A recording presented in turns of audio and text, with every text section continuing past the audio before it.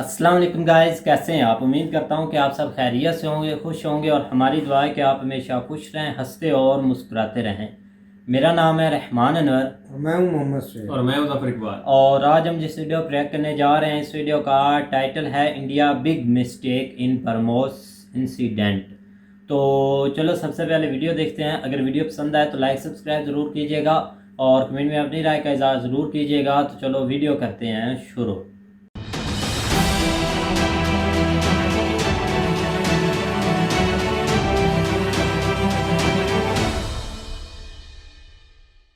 इस वीडियो में बताई गई सारी जानकारी पब्लिक प्लेटफॉर्म पर उपलब्ध है। इसमें ऐसी कोई जानकारी नहीं दी गई है जिससे हमारे सुरक्षा बलों की गोपनीयता भंग होती है। डिफेंस डिटेक्टिव सेना का सम्मान करता है और उन्हीं जानकारियों के आधार पर काम करता है जो सार्वजनिक रूप से मौजूद हैं। नमस्कार दोस्तों, डिफेंस डिटेक्टिव के एक और एपिसोड में आप सभी का स्वागत है। मैं हूं आलोक। तो अब यह साफ हो चुका है कि बुधवार की रात पाकिस्तान में जो एरियल ऑब्जेक्ट गिरा था, जिसके बारे में DGISPR ने प्रेस कॉन्फ्रेंस की थी, वो एक मिसाइल थी। और इससे पहले जो मैंने इस टॉपिक पर वीडियो बनाया था, उसमें मैंने कहा था कि भाई जो जानकारी मुझे मिली थी उस वक्त का, उसके हिसाब से मैंने वो वीडियो बनाया था। अब ये जानकारी नई आ गई है कि भाई जो मिसाइल गिरी थी वो भारतीय मिसाइल थी। भारत ने मान लिया है कि वो मिसाइल भारत से ही छोड़ी गई थी। तो आज के इस वीडियो में मैं आपको बताने वाला हूं कि भारत ने कितनी बड़ी गलती की है और इसका खामियाजा भारत को किन किन रूप में आगे आने वाले वक्त में उठाना पड़ सकता है। और यह गलती कितनी बड़ी है, भारत की तरफ से की गई गलती, कि इसका नतीजा युद्ध हो सकता था और इसका दोषी सिर्फ और सिर्फ, यानी कि अगर युद्ध शुरू हो जाता भारत और पाकिस्तान के बीच में, तो इसका दोषी सिर्फ और सिर्फ भारत होता। इस पूरी घटना ने भारत के लिए तो चिंता की रेखाएं खड़ी की ही हैं, खींची ही हैं, लेकिन पाकिस्तान के लिए भी मुश्किल नजर आ रही है। पाकिस्तान की भी कमियां इसमें दिख रही हैं। इन सब पर मैं आपको विस्तार से जानकारी दूंगा, लेकिन आगे बढ़ने से पहले मैं पाकिस्तानी सेना की भी तारीफ करना चाहूंगा। तारीफ इसलिए, पाकिस्तान की सेना तारीफ के काबिल इसलिए है क्योंकि उन्होंने एक युद्ध को टाल दिया अपने शांत क्या कहें उसको, जवाब देकर। और इसका नतीजा युद्ध हो सकता था। और अगर जवाबी कार्रवाई में पाकिस्तान ने मिसाइल भी दाग दी होती तो इसका दोष भारत पर होता। पाकिस्तान की गलती नहीं होती इसमें, क्योंकि भारत की तरफ से उसके ऊपर मिसाइल दागी गई। तो पाकिस्तान के पास यह हक था जवाबी कार्रवाई करने का, और अगर वो मिसाइल जवाब में दागता तो उसकी कोई गलती नहीं होती। हालांकि ऐसा नहीं हुआ। पाकिस्तान ने बहुत शांति और सौम्यता से इस पूरी घटना को लिया और इस पर तो बिल्कुल तारीफ करनी चाहिए, भले ही वो दुश्मन मुल्क है, लेकिन फिर भी अगर अच्छा काम किया है पाकिस्तान की सेना ने तो इसके लिए तारीफ बनती है। और साथ ही मैं भारत सरकार की भी तारीफ करना चाहूंगा, क्योंकि उन्होंने पहली बार सार्वजनिक रूप से अपनी गलती मानी है। उन्होंने छुपाया नहीं इसे, गलती मानी, माफी मांगी है पाकिस्तान से। मिनिस्ट्री ऑफ डिफेंस की तरफ से इस पर आधिकारिक स्टेटमेंट जारी की गई है। देखिए, ये है वो स्टेटमेंट। इसका लिंक मैंने डिस्क्रिप्शन बॉक्स में दिया हुआ है। इसमें कहा गया है कि 9 मार्च को रूटीन मेंटेनेंस के दौरान एक तकनीकी खराबी हुई, जिसकी वजह से गलती से मिसाइल फायर हो गई। भारत सरकार ने इसे बेहद गंभीरता से लिया है। इसके लिए एक high level court of inquiry बना दी गई है। पता चला है कि मिसाइल पाकिस्तान में जाकर गिरी है। यह घटना बेहद खेदजनक है। राहत की बात यह है कि हादसे में किसी की जान नहीं गई है। देखिए, भले ही भारत सरकार की तरफ से इस घटना पर माफी मांगी गई है, खेद जताया गया है, लेकिन मेरे हिसाब से इतना काफी नहीं है।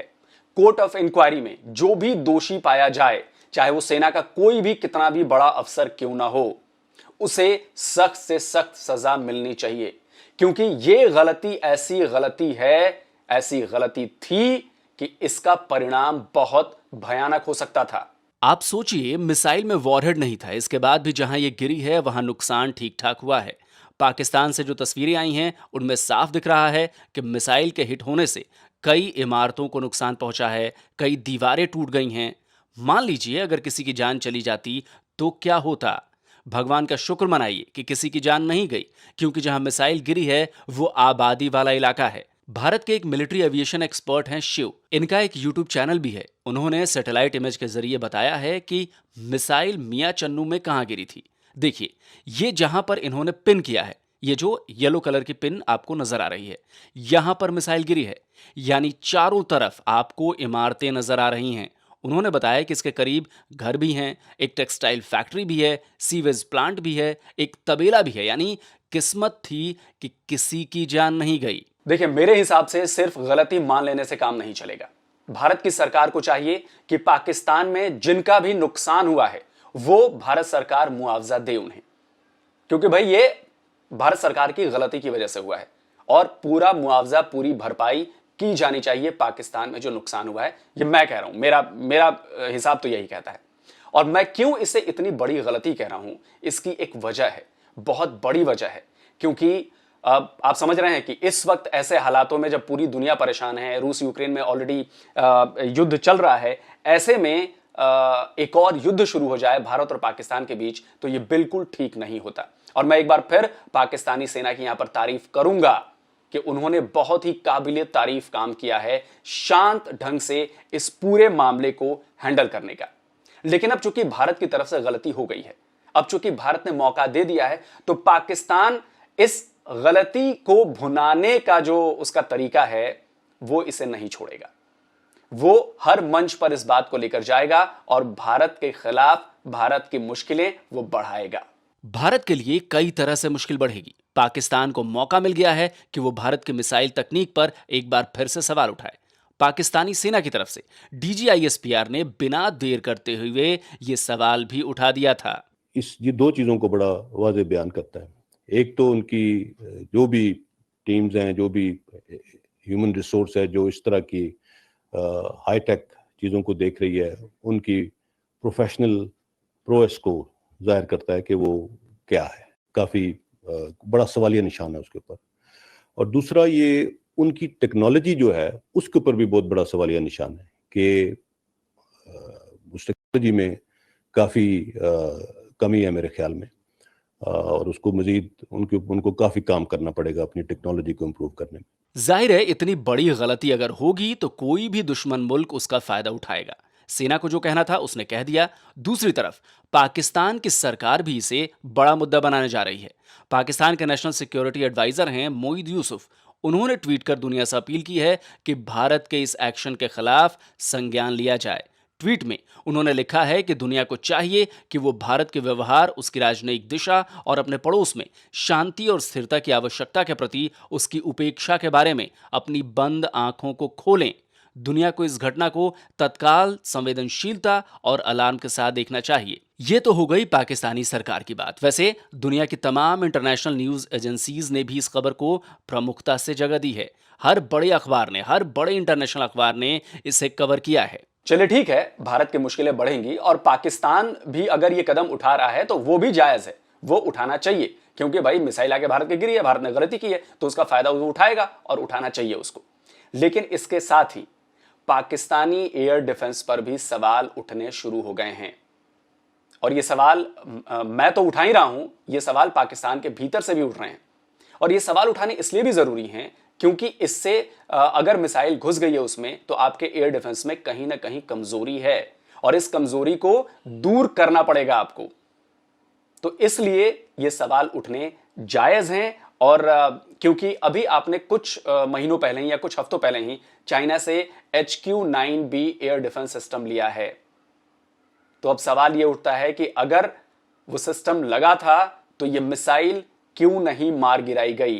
क्यों ये मिसाइल हवा में उड़ती हुई 124 किलोमीटर का सफर उसने पाकिस्तानी सीमा के भीतर तय किया और वो जाकर पाकिस्तान में गिर गई? मतलब उसमें एक तो ये था कि क्या इसके खिलाफ, सुपरसोनिक के खिलाफ हमारे पास भी तो है ना एंटी मिसाइल सिस्टम चाइना का दिया हुआ।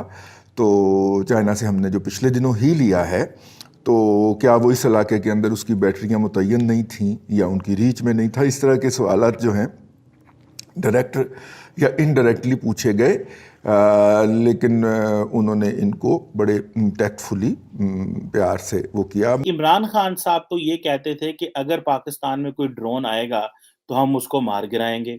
अमेरिका का ड्रोन आएगा, किसी और मुल्क का ड्रोन आएगा तो हम ये नहीं है कि हम उसको जवाब नहीं देंगे, हम बड़ा सख्त जवाब देंगे, हम उसको उड़ा के रख देंगे। मैं तो इसको पर्सनली, मेरे लिए तो जो अचंभे की बात है, जो एस्टोनिशिंग चीज़ है कि ये 124 किलोमीटर पाकिस्तान में अंदर कैसे आ गई? हमारा अगर एयर डिफेंस सिस्टम उसको मॉनिटर कर रहा था, तो उसको गिराया क्यों नहीं गया?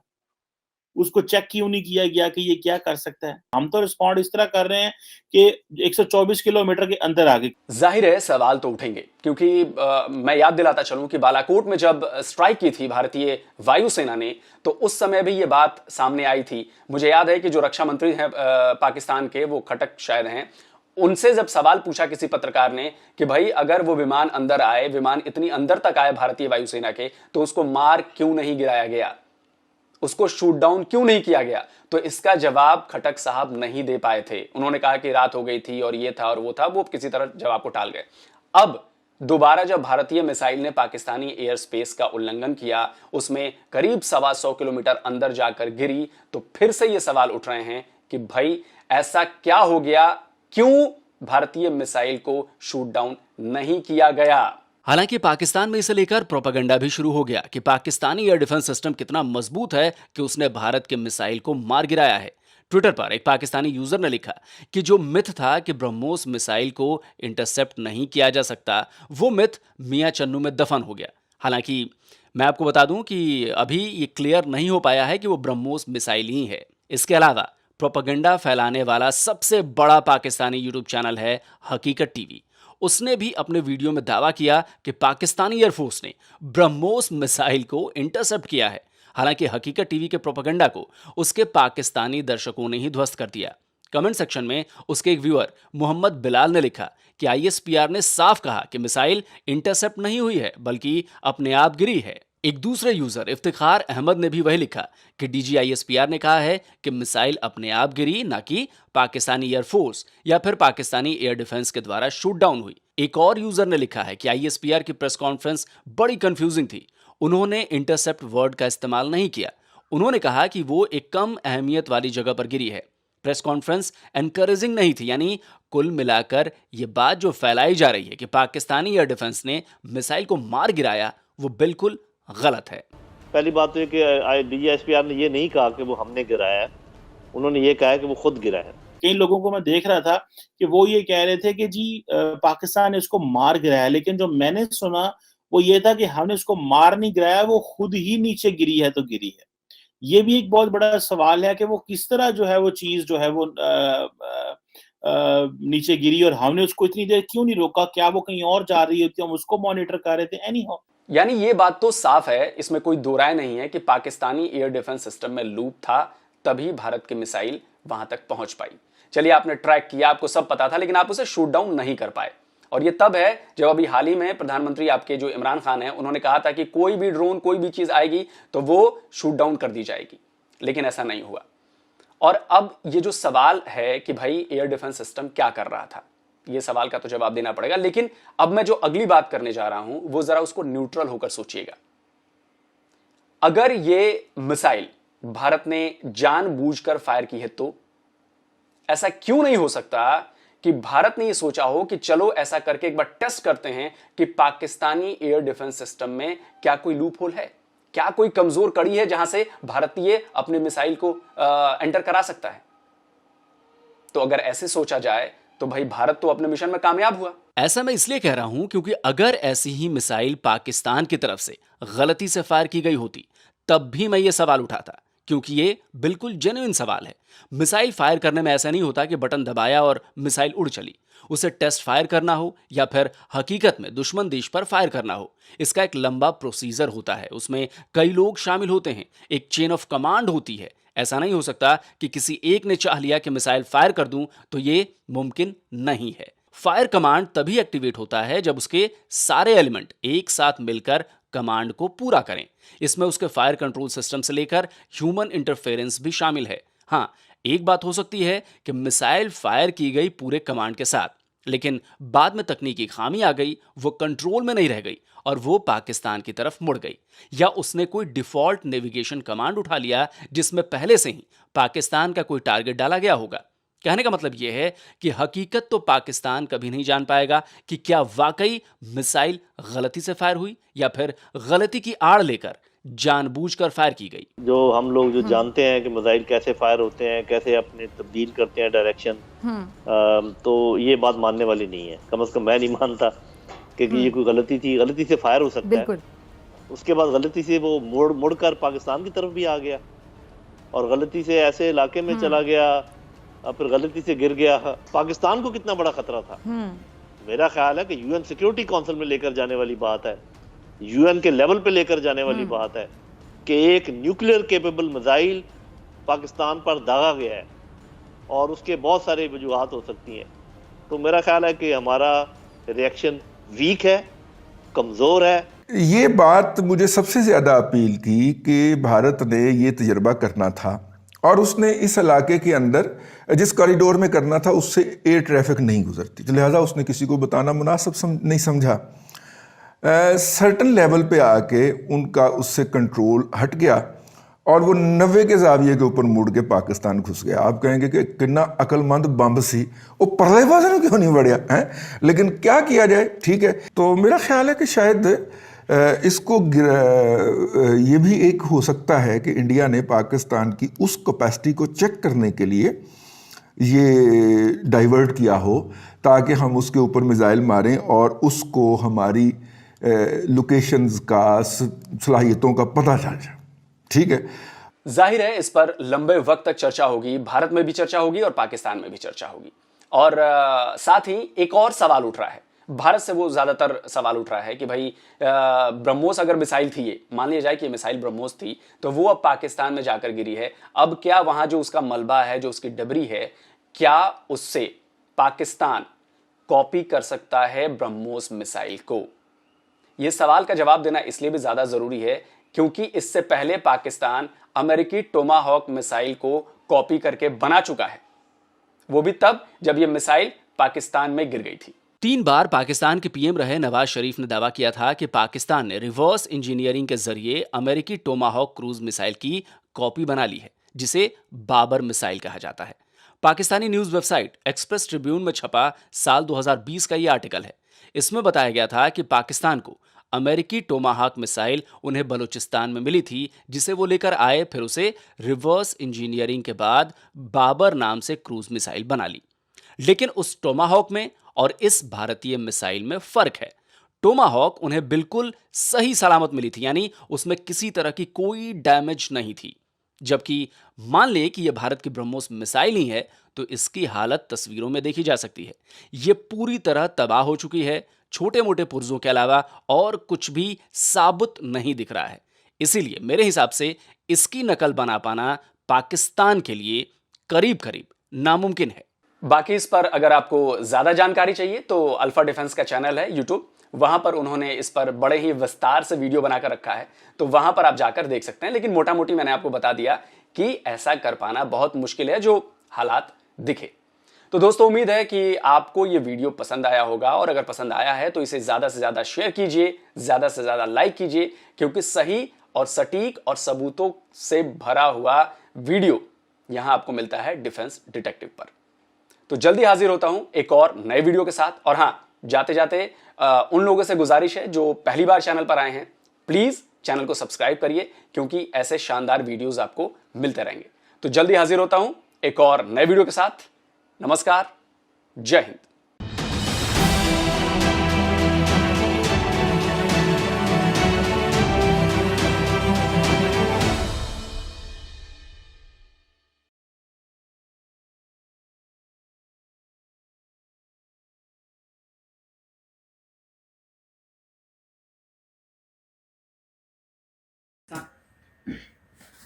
हाँ जी गाइस, तो जैसा कि आप वीडियो देख रहे थे, तो वीडियो भी काफ़ी इंफॉर्मेटिव और इंटरेस्टिंग भी थी, और बाकी हम बहुत अच्छी तारीफ़ करना चाहते हैं भैया लोग के लिए। हम तो उनको अच्छे लफ्ज़ों में हमेशा याद रखते हैं, और उन्होंने ये वीडियो बनाकर भाई दिल जीत लिया बिल्कुल, क्योंकि पहले काफ़ी लोगों के मुंह से बातें सुनी थी कि वो भाई ऑथेंटिक कुछ भी नहीं बोलते, वो बस अपने आप के बारे में बोलते हैं, अच्छाई दिखाते हैं और अपनी कंट्री के बारे कुछ नहीं बताते।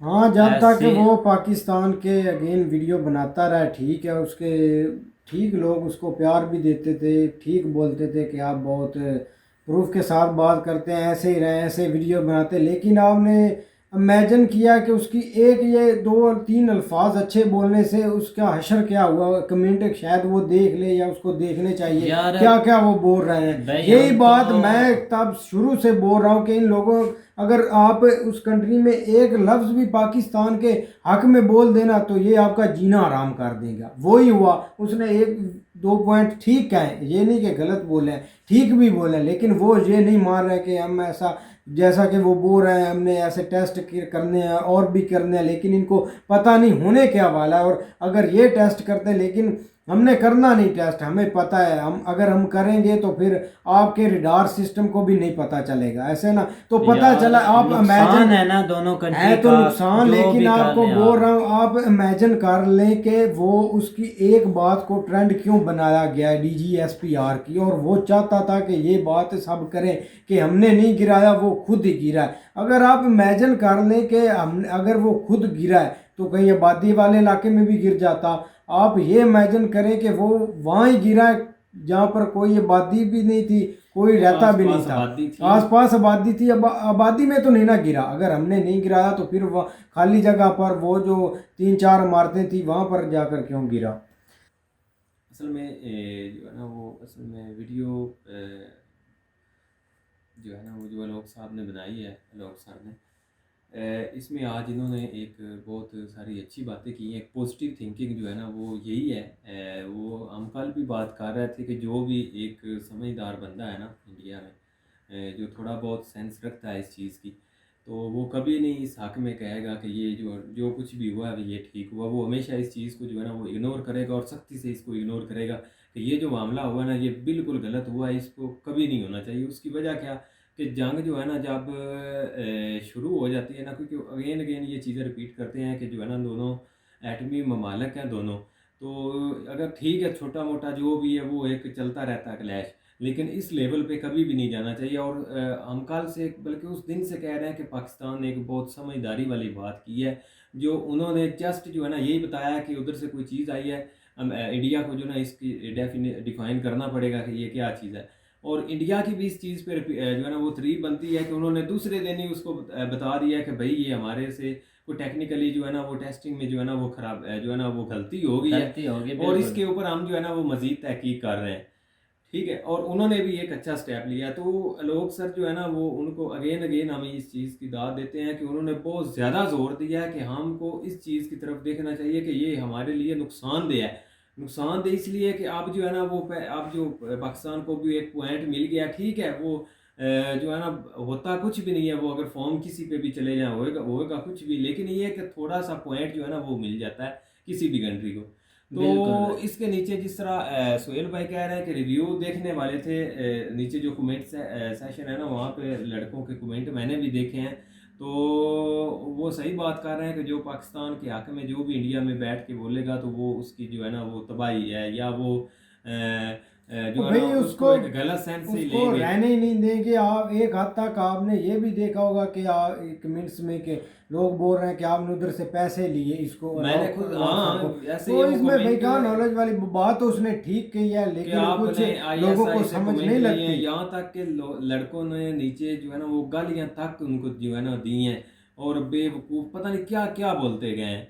लेकिन मैं उनको इस चीज़ की भी दाद देता हूँ कि उन्होंने एक तहम्मुल से उनको समझाया है कि बिल्कुल भाई, भाई तहम्मुल से समझाया, गालियाँ देने वाले को भी कहा है कि आप ठीक है गाली हर किसी को आती है, लेकिन आप पॉइंट समझे, और उन्होंने ये पॉइंट समझाने की कोशिश की है, और यही पॉइंट जो है ना वो हम भी समझा रहे हैं। कुछ जज्बाती लोग हैं, कुछ पता नहीं उनको क्या है, अभी हम थोड़ी देर पहले लाइव पे भी आए तो उनको भी यही चीज़ जो है ना वो बार बार आज हमने ये कर दिया, हम ये कर दिया, हम वो कर देंगे, ये कर देंगे। ठीक है भाई, आप कर सकते हैं, कर लें, वो भी शौक पूरा कर लें, हम ये नहीं कहते कि ना करें, लेकिन ये कि वो चीज़ रहना कुछ भी नहीं है, बिल्कुल बचना भाई। कुछ भी नहीं है। उसकी मिसाल आप देख लें कि अभी जो है ना जिस तरह यूक्रेन रशिया क्राइसिस चल रहा है, वो कितनी तबाही की तरफ जा रहे हैं, और अभी जो है ना वो यूक्रेन के पास ये चीज़ें हैं नहीं, जिस तरह वो एटमी ताकत जो एटमी जो है ना चीज़ें वो रशिया दूसरा यूक्रेन के पास नहीं है। जिस वजह से ये थोड़ा सा काम जो है ना वो दबा हुआ है। रशिया उनके ऊपर चढ़ाई की हुई है। अगर दोनों बराबर होते तो रशिया कभी भी उनको हाथ ना लगाता या उनकी तरफ जो है ना वो मुंह भी ना करता। बिल्कुल ठीक है? भाई, यही तो चीजें होती चीज़ है जो ना, है इनको हम देखना बार-बार चाहिए जो है ना भाई। इसके ऊपर डिस्कस कर रहे हैं, ये चीज़ें समझा रहे हैं कि भाई ये उन्होंने बहुत अच्छा स्टेप लिया और अच्छी वीडियो बनाई है। उनकी हज़ारों कितनी उन्होंने वीडियो पाकिस्तान के ऊपर बनाई है। उन्होंने एक ही यहाँ पे लड़के हमें खप खप जो है ना वो कहते हैं कि आप इसके ऊपर रिएक्ट करें, डीडी रिएक्ट, और इसके ऊपर जो है ना डिफेंस डायरेक्टिव पे ऊपर रिएक्ट करें। उन्होंने चारों जंगों के ऊपर भी बनाई हुई हैं, सब कुछ किया हुआ है। आप वो हर चीज़ मानते हैं, लेकिन आज वो थोड़ा सा पाकिस्तान के हक में बोल गए हैं। वो हक में नहीं बोले, उन्होंने रियलिटी दिखाई है और उन्होंने रियल बात की और हकीकत के ऊपर उन्होंने बात की है कि भाई ये नुकसानदेह है चीज़, ये कोई फ़ायदे के लिए नहीं है, ये पाकिस्तान के फ़ायदे के लिए भी नहीं है और इंडिया के, हाँ हमारी गलती हम मानते हैं कि बिल्कुल। हमारा डिफेंस सिस्टम जो है ना वो उसने इसको कैच नहीं किया, हमारी हम मान लिया, ठीक है। लेकिन ठीक है भाई आपका आ गया, लेकिन इसके ऊपर आप हुकूमत के ऊपर प्रेशर करें कि भाई इसका जो जिम्मेदार है उसको पकड़ें, उसने ये गलती क्यों की है। आपका फिर इसका मतलब है कि किसी अनजान बंदे के हाथ में वो किसी वक्त भी कुछ भी कर सकता है, ठीक है ना। ये बिल- चीज़ जो है ना इसके ऊपर फोकस करना चाहिए, इसके ऊपर ट्रेंड बनाने चाहिए, इसके ऊपर जो है ना वो जोर देना चाहिए मीडिया के ऊपर, सोशल मीडिया के ऊपर कि भाई ये चीज़ क्यों हो गई है, किस तरह हो गई है, नहीं होनी चाहिए। जहाज़ की हद तक ठीक है यार, फायरिंग की हद तक ठीक है, बॉर्डर के ऊपर ओवर क्रॉस जो है ना वो फायरिंग होती रहती है, ये कोई इतना बड़ा वो कोई मसला नहीं है।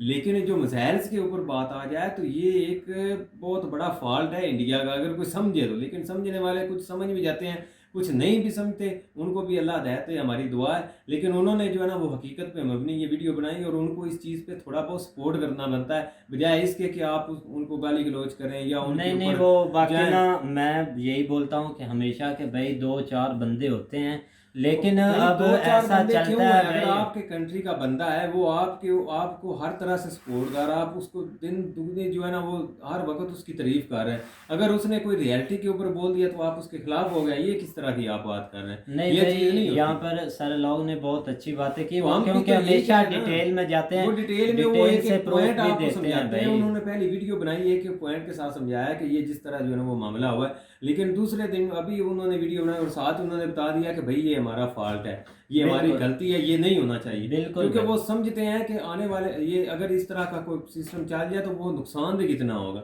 बचना कुछ भी नहीं है। ये चीज़ जो है ना वो समझाना चाह रहे हैं, लेकिन वो पता नहीं क्यों नहीं लोग समझते। बस भाई आहिस्ता आहिस्ता सब क्लियर हो जाएगा ना, जब इनको पता चलेगा तो वो सब कुछ देख लें। और बाकी उम्मीद करते हैं कि गाइज आपको वीडियो पसंद आएगी। अगर पसंद आए तो लाइक सब्सक्राइब ज़रूर कीजिएगा और कमेंट में अपनी राय का इज़हार ज़रूर कीजिएगा। अल्लाह हाफिज़।